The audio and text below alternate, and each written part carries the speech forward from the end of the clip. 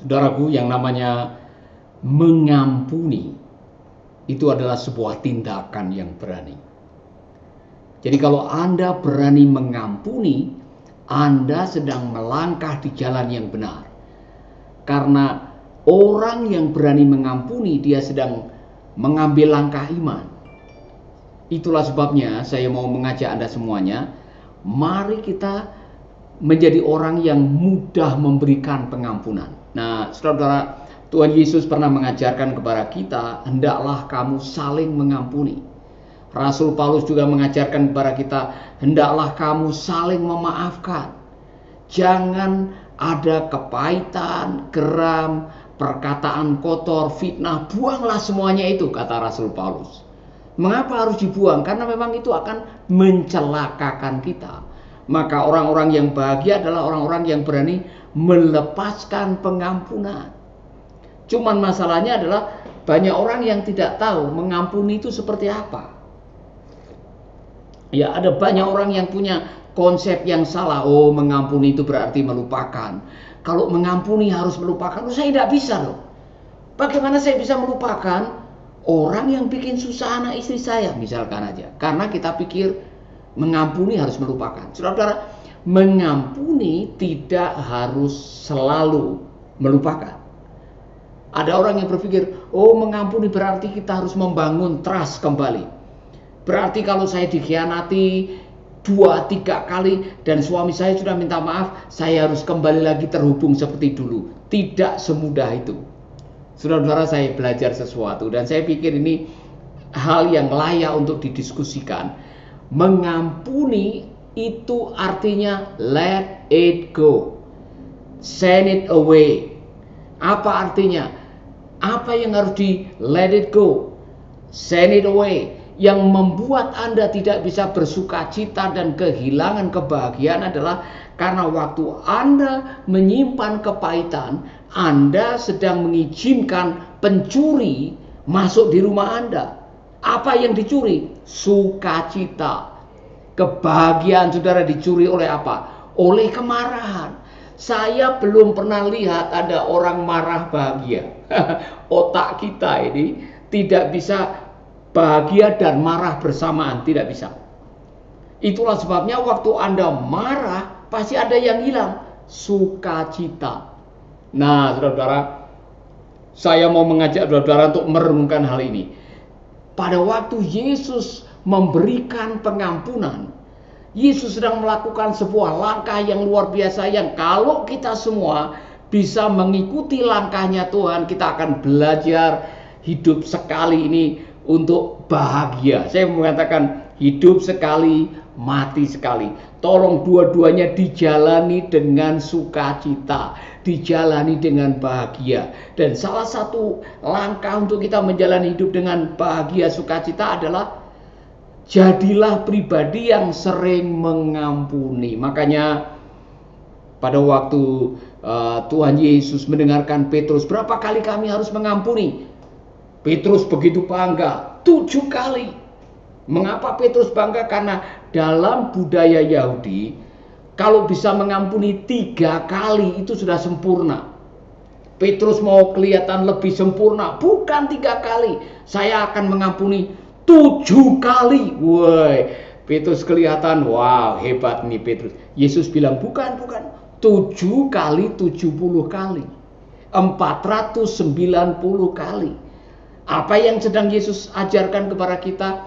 Jadikanlah pengampunan sebagai gaya hidup. Amin. Apa artinya? Bangunlah gudang pengampunan. Kenapa? Karena kita akan ketemu dengan orang-orang yang bikin sakit hati.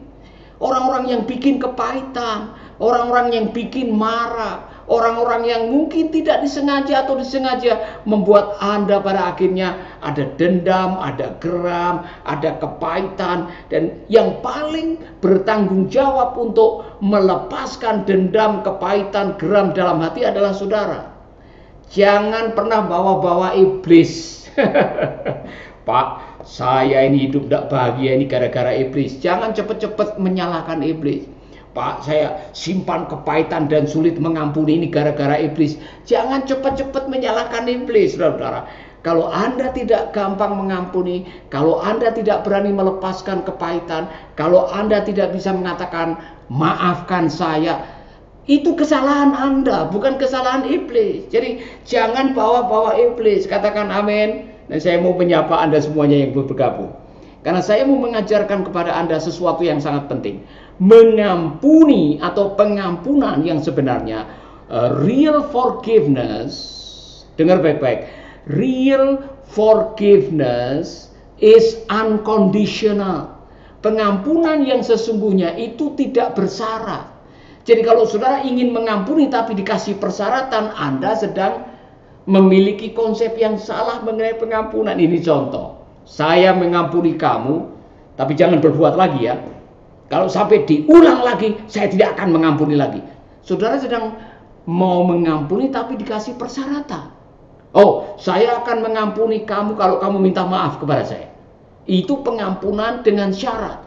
Real forgiveness is unconditional. Saya mau diskusikan dengan Anda. Setuju atau tidak? Ibu Debbie Malaipada, setuju tidak? Bahwa yang namanya pengampunan itu tidak ada syarat. Pengampunan yang sejati tidak ada syarat. Ibu Jenny Goni, kira-kira benar atau tidak? Jadi kalau suamimu datang dan mengatakan, saya minta maaf, ma, saya salah. Kemudian ibu mengatakan, saya ampuni, tetapi, kalau masih ada tetapi, berarti ada persyaratan.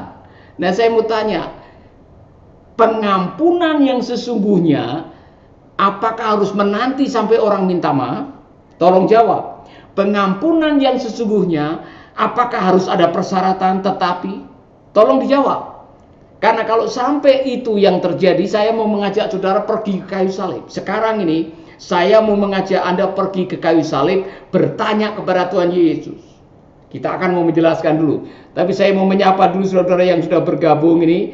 Lakos, Ibu Eko, Ibu Nancy Cornelis, Pak Pendeta Sudirman Gia dari Nias. Apa kabar Pak? Salam. Bagaimana menurut Pak Pendeta? Apakah mengampuni harus ada persyaratannya tetapi, atau orang itu harus meminta maaf lebih dahulu, atau kita lepaskan pengampunan tanpa harus menunggu orang minta maaf? Tolong dijawab. Ini sangat penting. Pak Arlin, Ibu Arlin atau Pak Arlin Parirak, ya, tolong jawab pertanyaan saya. Apakah mengampuni harus lebih dahulu kita menanti orang itu minta maaf dulu baru kita lepaskan pengampunan, atau kapan saja Anda ingin mengampuni, cepat lepaskan pengampunan, tidak menunggu orang datang minta maaf? Nah, saya mau mengajak saudara-saudara berdiskusi karena banyak orang memiliki konsep yang salah. Kalau konsep pengampunan yang Anda miliki salah, maka proses pengampunannya juga salah. Amin. Ini contoh. Mengapa Tuhan Yesus mengajarkan 7 kali 70 kali? Karena kenyataan dalam hidup, orang yang Anda ampuni, yang berbuat salah hari ini, besok bisa berbuat salah lagi. Lusa bisa berbuat salah lagi. Minggu depan bisa berbuat salah lagi. Suamimu yang barangkali sudah mengatakan, maaf ya sayang, saya sudah berbuat salah. Kemudian saudara mengatakan, lain kali jangan berbuat lagi. Lain kali berbuat lagi. Maka Yesus sedang mengajarkan kita, selama kita hidup, kita akan melakukan kesalahan. Maka lapangkanlah hatimu, bangunlah gudang pengampunan, karena orang-orang di sekitar kita pasti akan melakukan kesalahan, bukan hanya sekali, kadang-kadang berkali-kali. Maka bangunlah gudang pengampunan. Amin. Amin, saudara. Nah, saya mau mengajarkan ini kepada Anda, beberapa hal yang penting. Mari kita kembali di kayu salib. Pengajaran Tuhan Yesus di kayu salib itu yang menolong kita belajar pengampunan yang sesungguhnya. Nomor 1, pengampunan yang sesungguhnya tidak harus menunggu orang minta ampun. Saya ulangi lagi. Pengampunan yang sesungguhnya tidak menunggu orang minta ampun kepada saudara baru diampuni. Mari kita pergi ke kayu salib. Adakah orang-orang yang datang di bawah kayu salib? Apakah itu prajurit Romawi? Apakah itu gubernur yang waktu itu memberikan supaya Yesus yang disalib, Barabas yang dilepaskan, atau orang-orang Farisi, para tua-tua agama Yahudi, atau barangkali Simon Petrus yang mengkhianati? Apakah mereka datang di kayu salib dan mengatakan, maafkan kami, maafkan kami? menurut apa yang saya baca, tidak ada satupun orang yang datang di kayu salib dan minta maaf kepada Tuhan Yesus. Tetapi di kayu salib itulah Yesus mengatakan, "Ya Bapa, ampunilah mereka, karena mereka tidak tahu apa yang mereka perbuat."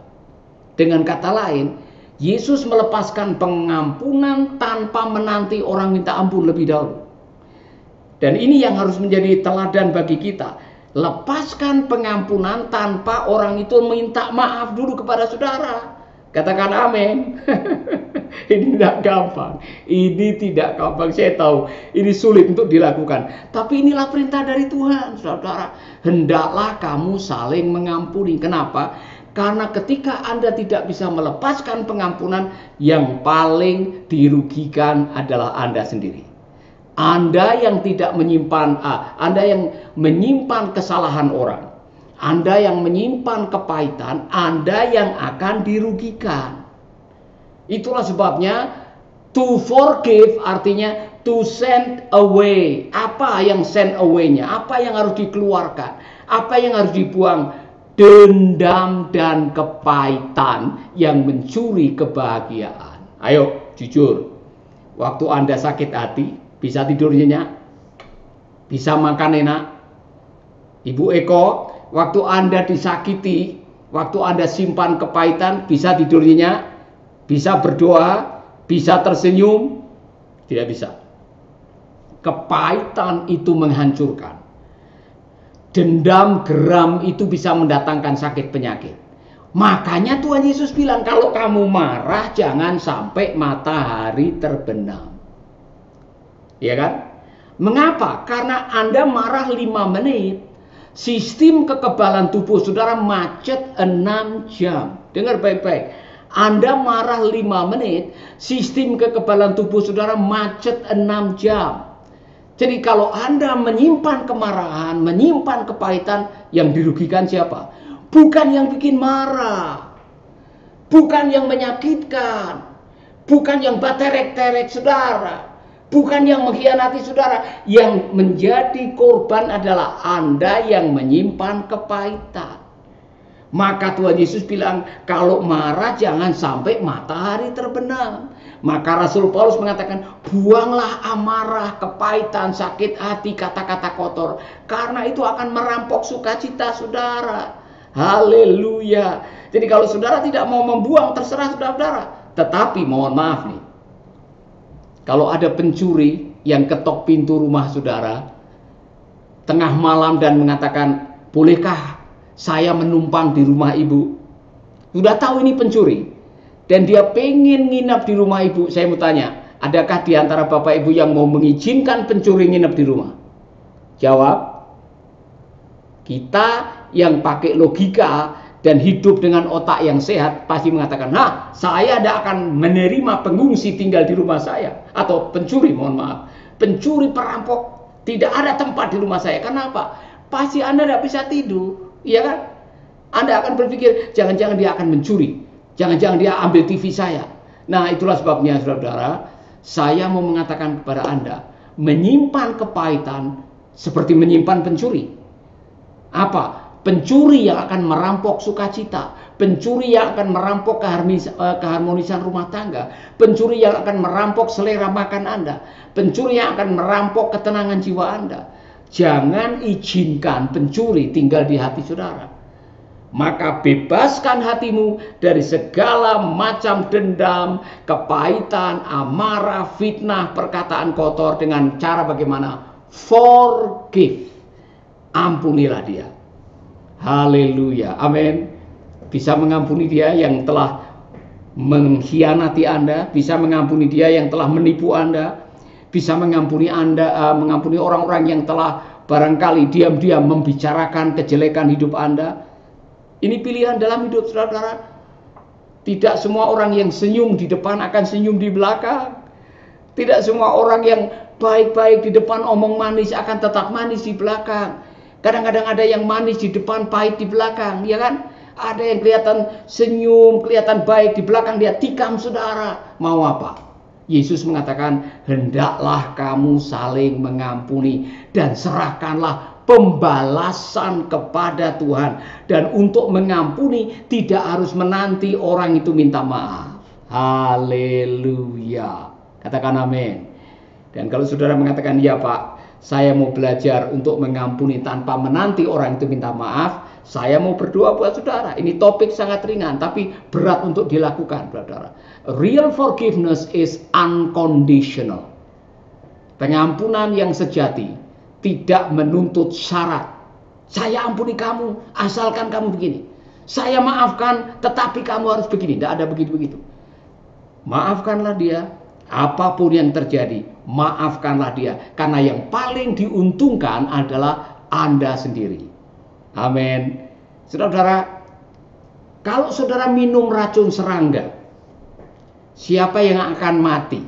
Yang jual racun serangga, yang bawa racun serangga, atau yang meneguk racun serangga? Tolong dibalas, tolong ditulis. Kalau saudara minum racun serangga, yang mati, yang minum, yang jual, atau yang membawa racun ke rumah saudara, saya yakin saudara yang bijak, saudara akan mengatakan, yang minum Pak, bukan yang jual, bukan yang bawa. Dengan ilustrasi ini saya bertanya, kalau Anda yang menelan kepahitan, yang nanti akan sekarat gara-gara marah, pahit, dendam, yang paling dirugikan siapa? Yang bikin dendam?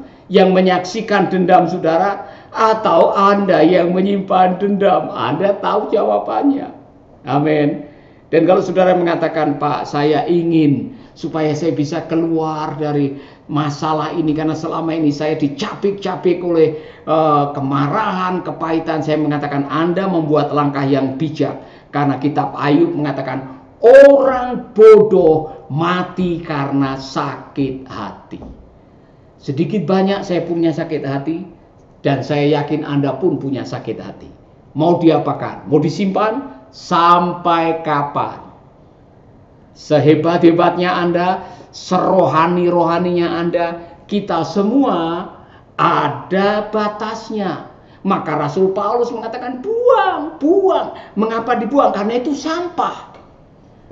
Mengapa dibuang? Karena itu tidak ada gunanya. Apa gunanya Anda simpan sakit hati? Apa gunanya Anda simpan dendam? Apa gunanya Anda simpan amarah yang dirugikan Anda sendiri?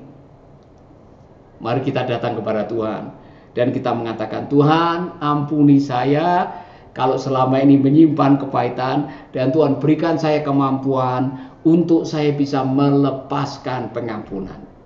Saudara-saudara dengar baik-baik. Yesus melepaskan pengampunan sebelum dia mati di kayu salib. Sebelum jam 3 sore dia mati di kayu salib, sebelum dia mengatakan, ya Bapa, aku serahkan nyawaku, dia mengatakan, ampunilah mereka. Kenapa? Dia tidak mau mati dengan kepahitan. Saya mau mengatakan ini kepada Anda, hidup sekali, mati sekali. Jangan sampai di ujung kehidupan saudara meninggalkan dunia ini dengan penuh kepahitan, sehingga waktu mati, mohon maaf, lidahnya keluar, matanya melotot karena menyimpan dendam yang terlalu banyak dari tetangga, dari teman, dari kekasih saudara. Bereskan hatimu sekarang. Sebelum kita mati, sebelum kita dicabik-cabik oleh kepahitan, katakan, ya Bapa, mampukan aku untuk melepaskan pengampunan kepada mereka. Amin. Oh Bapak, terlalu menyakitkan. Kalau engkau kerjakan sendiri. Tapi kalau engkau minta kekuatan dari Tuhan dan mengatakan, Tuhan, mampukan saya untuk mengampuni dia, Tuhan akan memberikan kekuatan buat saudara. Saya tidak tahu situasi saudara sekarang, tapi kalau saudara mengatakan, Pak Paulus, itu saya masih menyimpan dendam, saya masih menyimpan kepahitan, saya masih belum sanggup untuk melepaskan. Dan saudara mengatakan, saya mau dilepaskan dari kepahitan, dari geram, dari dendam, dari pikiran kotor. Saya mau berdoa buat saudara. Saudara, kiranya apa yang saya sampaikan bisa menolong saudara, dan kiranya saudara akan diberi kekuatan untuk melepaskan pengampunan. Haleluya. Amin. Mari kita berdoa. Haleluya. Haleluya. Bapa kami dalam surga, kami berdoa buat sahabat-sahabat kami yang tersiksa oleh kepahitan, rasa dendam, amarah, Barangkali ada pikiran-pikiran yang selama ini ingin melepaskan dendam atau ingin balas dendam. Dan hari ini kami mendengarkan firman Tuhan. Ajari kami untuk melepaskan pengampunan, Bapa. Ajari kami hari ini untuk mengampuni orang-orang yang telah bikin sulit hidup kami, mengkhianati kami atau membuat kehidupan kami tidak bahagia. Aku melepaskan dengan kasih Tuhan dan kasih karunia ilahi. Haleluya. Amin. Amin. Amin. Bagaimana saudara-saudara diberkati? Kalau ada pertanyaan, saya akan menjawab pertanyaan saudara. Dan sudah ada beberapa saudara yang menyampaikan masukan. Ibu Jenny Goni yang menuliskan, saya selalu mengampuni suami saya, bahkan sudah sekian kali. Ya, ini dari Ibu Jenny, ya kan? Sudah sekian kali saya dikhianati, saya tetap mengampuni. Pastor, bahkan ketika saya akan mengambil keputusan untuk kembali bersatu lagi setelah sekian tahun berpisah, itu karena saya selalu dengar khotbahnya pendeta. Tetapi karena saya selalu mengampuni, bahkan keadaan saya mengaku salah lebih dahulu. Luar biasa. Ibu Goni, salam Bu Jenny, puji Tuhan. Tapi pastor, suami tidak bisa salah sedikit. Katanya, kata-katanya terlalu merendahkan dan sebagainya dan sebagainya. Ibu Jenny, tetap rendah hati dan berserah kepada Tuhan. Nanti Tuhan yang akan memberikan kekuatan. Tuhan yang akan membela ibu. Amin. Jangan pernah lelah untuk memberikan pengampunan. Maka 70 kali 7 tadi. Amin. Untuk saudara yang masih bergumul dengan masalah pengampunan dan hari ini saudara punya pertanyaan, saya akan menjawab pertanyaan saudara kalau bisa. Dan saya senang sekali ini dari Ibu Nancy. Pak Pendeta, saya selalu mengampuni, maafkan dengan bersyarat agar kesalahan tersebut jangan diulangi lagi. Saya katakan real forgiveness is unconditional. Jadi pengampunan yang sesungguhnya adalah tanpa syarat. Sebab kalau kita minta syarat kemudian orang itu tidak memenuhi syarat, kita tidak akan melepaskan pengampunan. Kita lagi yang akan dicabik-cabik oleh sakit hati. Jadi saudara belajar dari Tuhan Yesus. Dia melepaskan pengampunan dan tidak ada satupun yang datang di kaki salib untuk minta maaf, ya kan? Tidak ada Yudas atau Petrus atau orang Farisi atau tua-tua Yahudi yang datang di kaki Yesus dan mengatakan, Yesus maafkan saya. Tidak ada satupun. Yesus melepaskan pengampunan tanpa menanti mereka minta maaf. Karena apa? A real forgiveness is unconditional. Sulit. Saya tahu ini sulit. Tapi ini harus kita lakukan kalau kita mau menikmati kehidupan. Amin. Haleluya. Ini dari sahabat-sahabat kita yang baru bergabung. Saya menyalami Pak Hendrik Ninggi. Ya, apa kabar Pak Hendrik? Bapak bergabung dari kota mana kalau boleh saya tahu?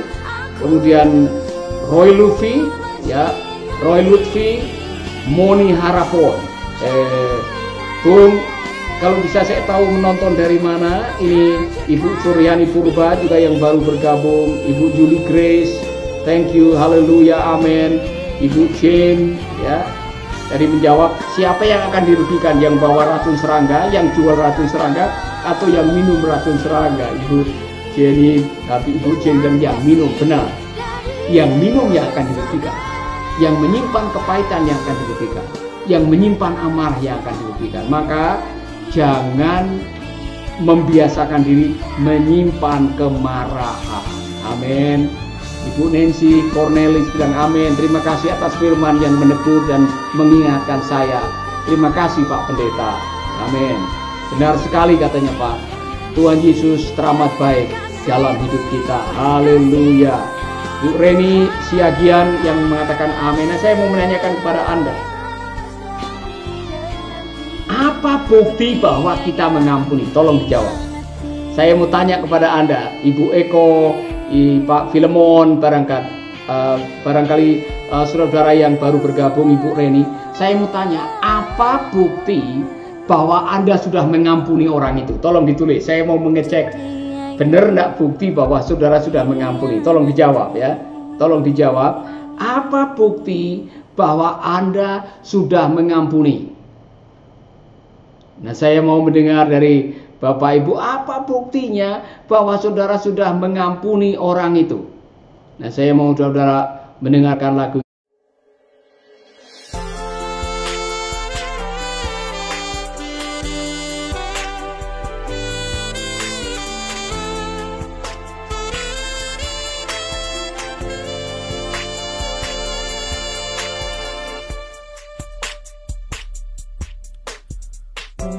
Kita bagai sekuntum bunga, pagi itu berlalu, sore tiada. Sadarlah kau manusia, semua kembali padanya. Seberkas bayangan di hari siang, sejenak terlihat dan menghilang.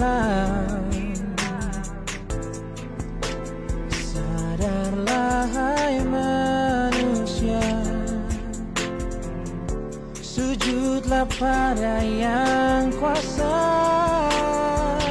Hidup ini hanya sementara, segalanya kan segera sirna. Jangan andalkan harta dunia, pegang erat terang firman-Nya.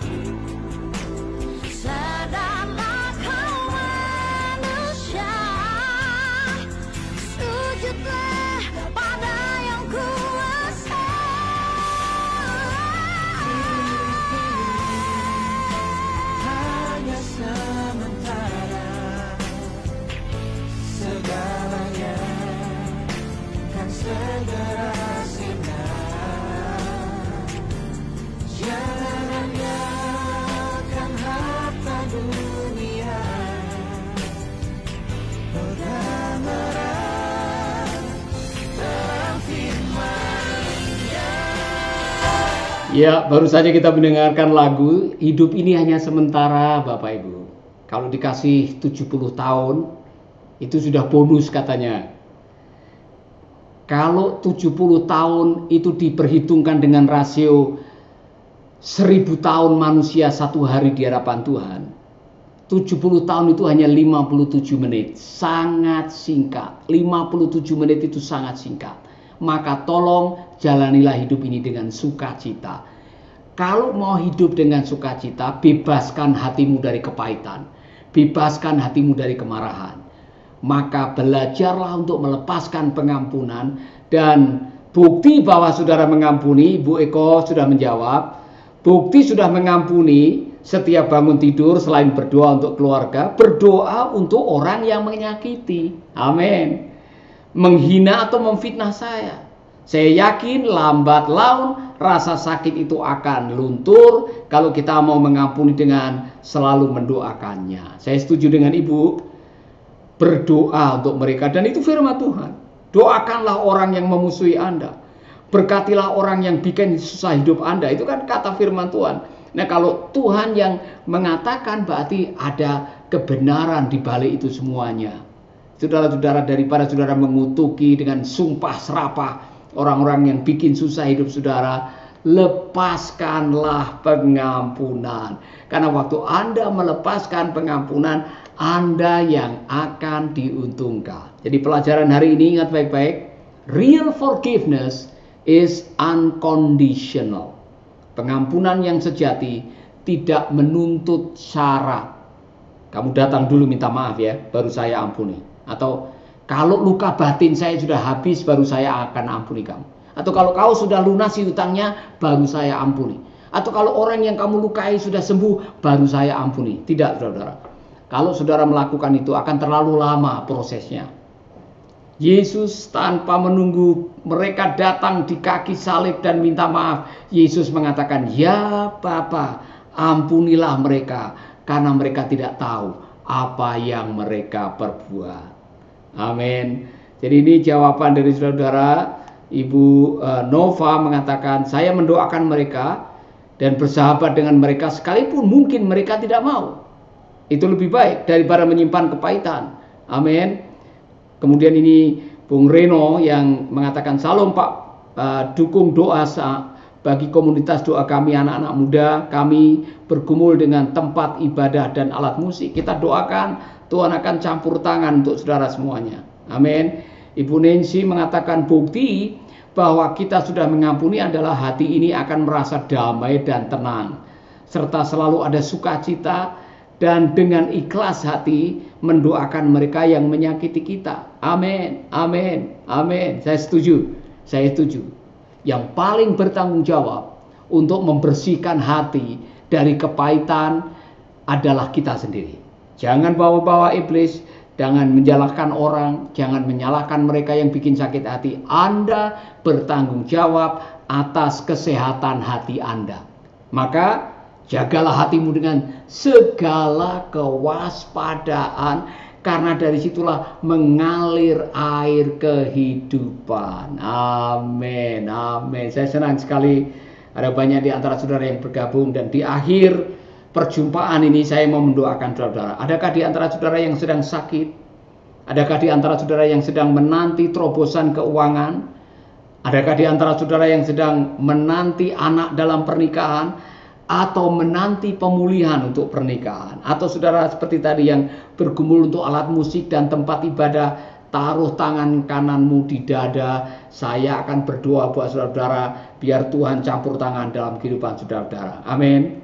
Saya mau mendukung saudara dalam doa. Bapa kami dalam surga, berdoa buat sahabat-sahabat kami yang sakit, yang perlu terobosan keuangan, yang sedang menantikan pemulihan pernikahan, atau menantikan anak dalam pernikahan, atau mereka yang sedang mendambakan mujizat untuk tempat ibadah, peralatan musik, perlengkapan dalam ibadah. Aku berdoa Tuhan, di dalam nama Yesus ada keajaiban, ada mujizat, dan Tuhan bisa campur tangan dengan cara yang luar biasa.